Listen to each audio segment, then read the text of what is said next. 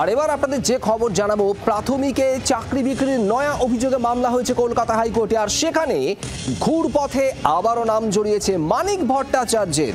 মানিক ভট্টাচার্যের এজেন্টরাই তারা টাকা নিয়েছিলেন, 16 লক্ষ টাকায় চাকরি বিক্রি হয়েছিল এবং সেই টাকা ফেরত দেওয়ার কথা ওঠে এবং এখানে এই নাম জড়িয়েছে মানিক ভট্টাচার্যের। অর্ণবাংশু নিয়োগী আমাদের প্রতিনিধি রয়েছেন আমাদের সঙ্গে। অর্ণবাংশু, কলকাতা হাইকোর্টে এই মামলায় ঠিক কি হলো, কি বললো আদালত?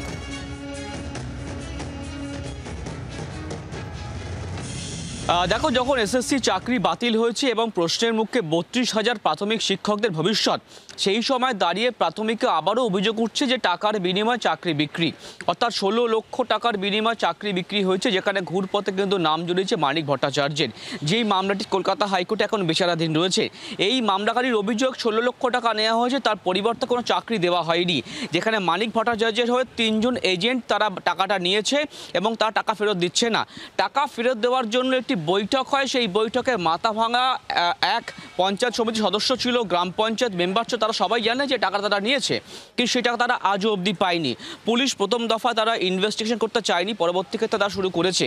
কিন্তু এখন কলকাতা হাইকোর্ট নির্দেশ বিশ্বজিৎ বসুর বিচারপতির যে তদন্তের অগ্রগতি রিপোর্ট কি আছে, অর্থাৎ পুলিশ এখনো পর্যন্ত ইনভেস্টিগেশন করে এই মামলা তারা কী পেয়েছে সেই তদন্তের অগ্রগতি রিপোর্ট জমা দিতে হবে হাইকোর্টে, তারপর আদালত সিদ্ধান্ত নেবে।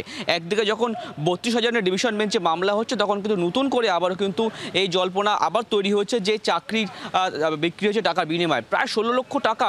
সেই টাকার অ্যামাউন্ট তিনি দিয়ে হিসাব তারা দিয়েছেন তিনি, অর্থাৎ কত দফায় তিনি টাকা দিয়েছেন, কোন কোন অ্যাকাউন্টে টাকা দিয়েছেন, তার প্রত্যেকটা হিসাব তিনি তুলে ধরেছেন। সেই বিষয়ে পুলিশের তদন্ত অগ্রগতি রিপোর্ট চেয়ে পাঠালো কলকাতা হাইকোর্ট। ধন্যবাদ অর্ণবাংশু। বাংলার আওয়াজ, বাঙালির আবেগ, জি 24 ঘন্টা।